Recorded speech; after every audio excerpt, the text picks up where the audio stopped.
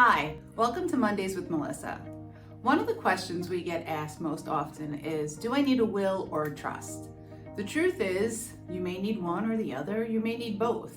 It really depends on your situation. So there are really two major uses for trusts. A revocable trust to avoid probate, or perhaps you have property outside of the state and you want to make sure you don't have to, or your family doesn't have to do probate elsewhere when you pass away, that they would have to do a probate where you passed and then a probate where the property is.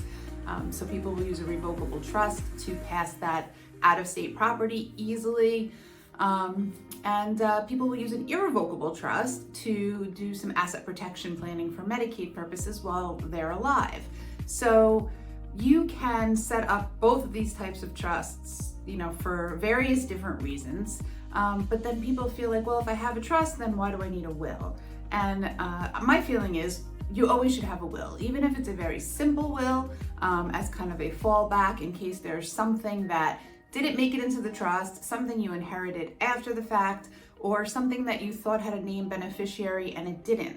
Because the purpose of the will is to make sure that any assets that pass out of your estate when you die, they go to whom you want them to go to.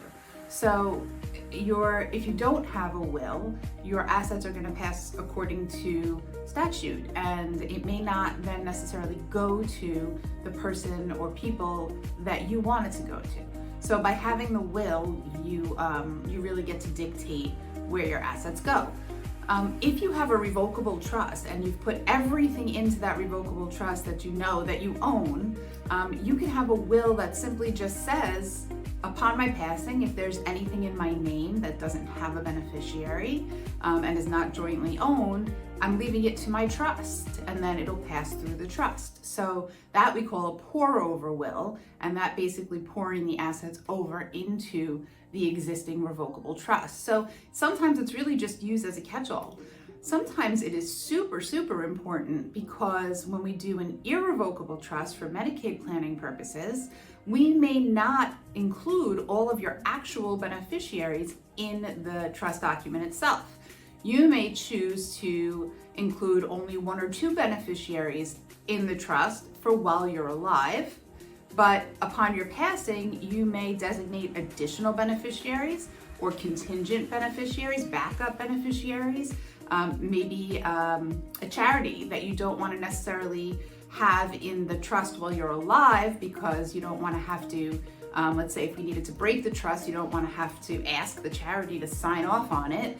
And so your will becomes so important because your will is what dictates what happens to the assets in your trust when you pass away. So you have to have that piece. And that's exercising what we call a limited power of appointment.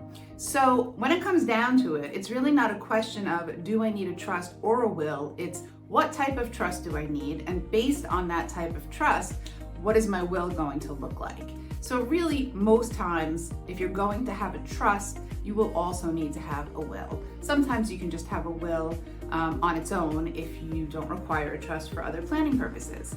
Either way, the best thing to do is to sit down with us and talk to us about your situation, your assets, your goals, and we can tell you what's the best way to go.